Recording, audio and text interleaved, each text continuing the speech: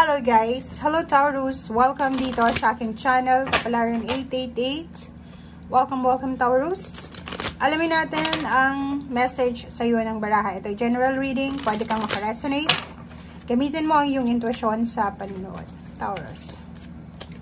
Okay, assess the situation. So parang similar din siya sa Capricorn. Okay, and think it through. Wow! So Taurus, first two cards natin is eto siya. So, sinasabi ng baraha mo sa'yo na kailangan mo i-assess, i-analyze yung situation. Ano man itong pinagdadaanan mo sa ngayon, maganda man yan or hindi maganda, may blessing man or wala, analyze, assess the situation. Okay? Huwag kang gagawa ng desisyon na hindi mo masyadong kabisado yung solusyon. Or huwag kang gagawa ng solusyon na hindi mo alam kung saan patungo ito. Okay? So, hindi ka dapat mag-take ng risk. Yun yung sinasabi ng baraha. And, calm yourself. Diba? Kalmahin mo yung sarili mo para makapag-isip ka ng tama. I-weigh mo yung lahat ng mga pros and cons, circumstances, para alam mo kung ano yung mga pwedeng magawa or hindi mo magawa. And, pag-isipan natin ng mabuti. Pag-isipan natin ng maayos kung ano man itong decision making na gusto nating gawin. Or pag-isipan natin ang bawat hakbang na gagawin natin simula ngayon. Taurus. Oops, sorry. Okay, Taurus, forgiveness and phobias. Okay. So, nakikita ko sa'yo dito, Taurus, na may mga tao sa paligid mo siguro na nakagawa sa'yo ng hindi maganda. May nakikita ko ditong Taurus na sobra-sobra yung grudge niya, yung resentment niya, yung hinanakit, yung galit. Pwedeng may isang tao na nakatulong sa kanya, sa kanyang nakaraan, past, tinulungan siya sa usaping emosyonal or sa pamumuhay niya sa buhay. Naging katuwang niya. Pinakain siya, pinatira siya sa bahay, or kung ano pa man to, Taurus. But, siguro nakagawa to ng hindi maganda sa'yo. Na-disappoint ka sa actions niya. And siguro ang phobia mo ngayon is yung patawarin ng taong ito at bumalik ka or bumalik siya sa buhay mo. Parang gano'n. So, comment down below guys. Kasi kung makikita mo dito, forgiveness, sinasabi ng baraha, assess the situation. Wala naman tayo ditong karapatan sa mundo para maghinanakit. Alam niyo yung law of manifestation? Ang law of manifestation is, kung talagang i-apply natin yung law of manifestation, bago tayo magmamanifest, diba? Bago tayo humingi ng tulong sa Panginoon, kailangan natin i-appreciate yung buhay natin dito. Kailangan natin na maging grateful. Bakit tayo nandito, diba? So, may ibang tao na entitled sila, masyadong entitled sila sa existence nila dito sa mundo. May mga ibang tao na feeling nila, deserve nila yung buhay nila dito sa mundo. Pero, lahat naman tayo deserve natin yung buhay sa mundo. But, hindi natin dapat yun tinitake as parang karapatan natin para magkaroon ng grudges sa ibang tao. Kasi yung tinuturo sa atin sa law of manifestation, ang tinuturo sa atin is humbleness. Pagtapak sa lupa, 'di ba? Hindi sa pagtapak sa pagkatao ng ibang tao. So, dito sinasabi ng baraha na ang Panginoon nagpapatawad. Ang tao pa kaya?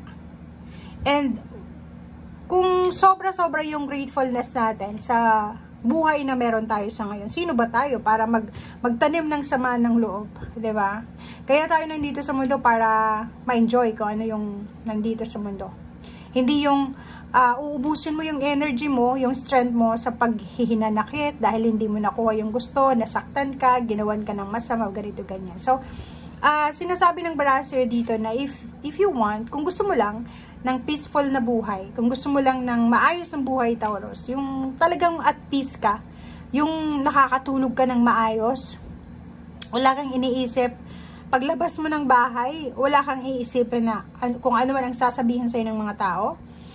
Forgive and forget. Let go, let God, let it flow, have faith, pray, and manifest. Yun lang ang pwede nating magawa. Kasi pag yun yung ginawa mo, lahat ng blessings, yung grateful heart, blessed heart din yan. Okay? Ano yung ibig sabihin nun?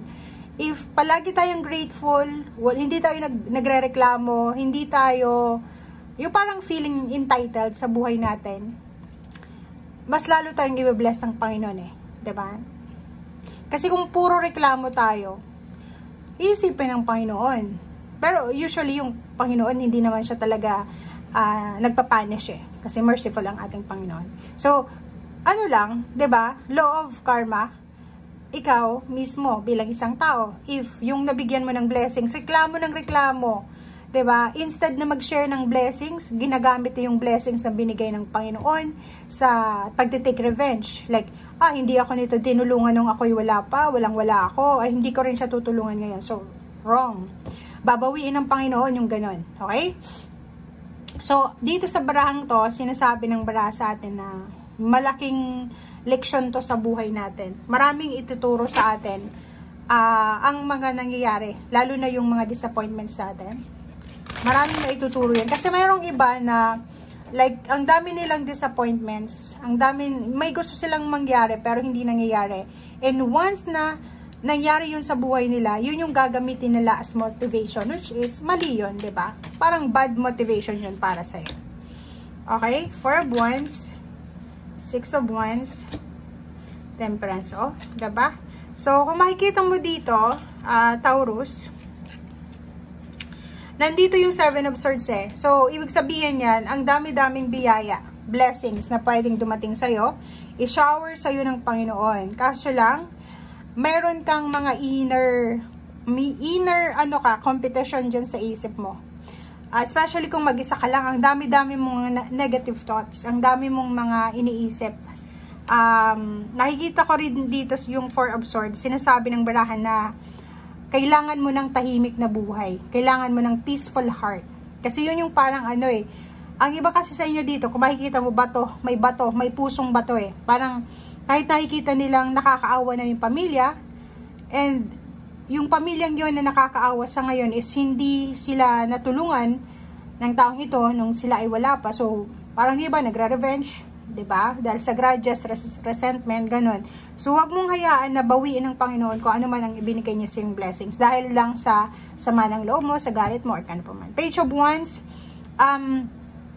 sinasabi ng Page of Wands na to na future.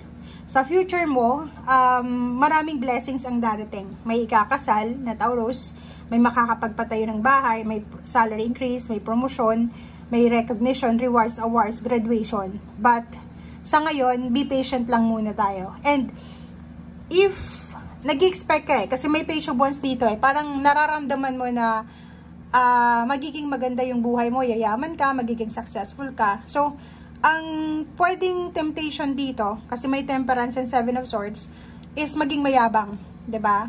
Which is mali yun. Mali yun kasi kahit may marating pa tayo sa buhay, kahit tayo po yung pinakamayaman, pinaka-famous sa buong mundo, wala tayong karapatan na mag-take revenge, wala tayong karapatan na ibalik yung mga maling nagawa ng ibang tao sa atin, and wala tayong karapatan na yung basta alam niyo na yun, okay? So basta gawin mo lang kung ano yung makatao kasi sinasabi ng baraha, the more na grateful ka, the more blessings na magkakaroon ka. Pero the more na ang iniisip natin is grudges, resentment, sama ng loob, walang darating na blessings kasi nakikita ng Panginoon kung ano yung laman ng puso natin. Okay? Thank you guys. Bye!